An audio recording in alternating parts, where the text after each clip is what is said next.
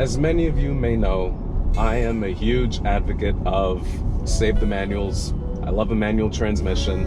I love being engaged with the vehicle. I mean, my Porsche Cayenne is one of those rare cars that has a manual transmission, but I'm not complaining when it comes to this PDK Porsche Doppelkupplung transmission.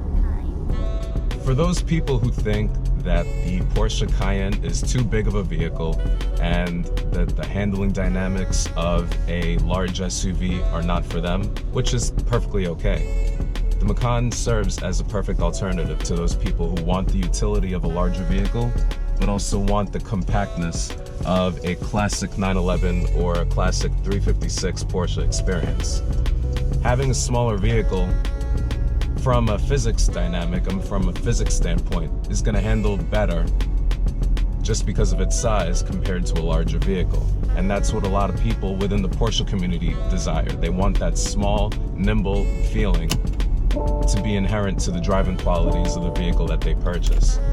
And based on my driving experience so far, I'm able to maintain speeds in this Porsche Macan and maintain the speeds drastically quite well. So I really like the experience that I'm having with this vehicle so far because it drives extremely well, incredibly well, rather, for its size.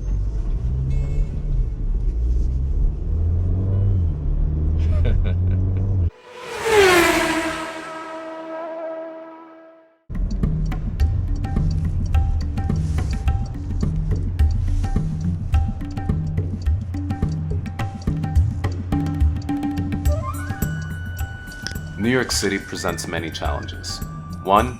Entering on-ramps with no shoulders for emergency stopping. Nonetheless, the 248 horsepower 4-cylinder engine really goes, and before I knew it, I was at traffic speed.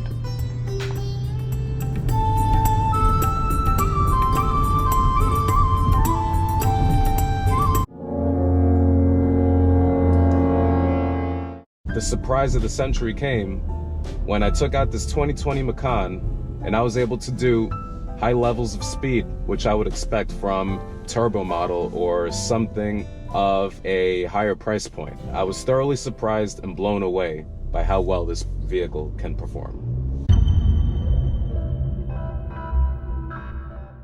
As I spend more time with this vehicle, the one thing I'll notice is the fit and finish of all the parts within the interior of this vehicle. I love how the Apple CarPlay is integrated seamlessly into the dashboard, where there's no obvious indicator that there's a screen in the middle when everything is turned off. I love how the air conditioning vents are still manually operated, because when you go into the brand new interfaces with the Porsche Panamera, everything is controlled through the screen. In this case, if I want to move the climate control left or right, I can still operate it by hand.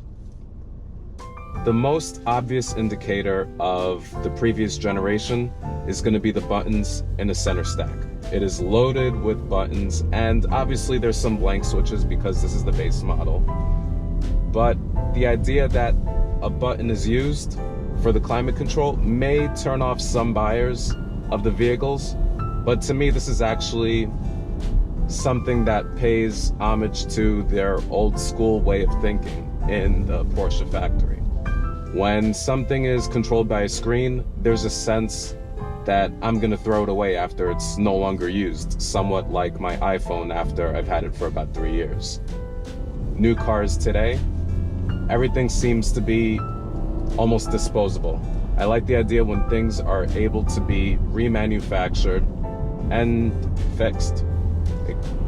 That ideology really, for me, goes a long way when dealing with cars. And the fact that this 2020 vehicle, with a real gauge cluster, with real dials and real needles, and an actual paddle shifting mechanism, it really shows me things are of a mechanical nature in an automated world.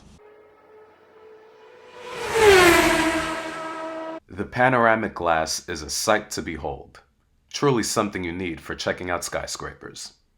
One thing I really like about this Macan is that it serves as a sport utility vehicle with a sporting factor, but it's also a good family alternative for a person who cannot practically own a 911 or a Cayman or a Boxer. So this is a perfect solution of, I want the sports car, but at the same time, I want to have a kid. So if you want to have a kid and you want to have your wife and you want to have multiple kids, because there's plenty of space in the back, there's plenty of cargo space, plenty of space for a child seat. So this perfectly serves multiple purposes, such as the sports car that can do it all.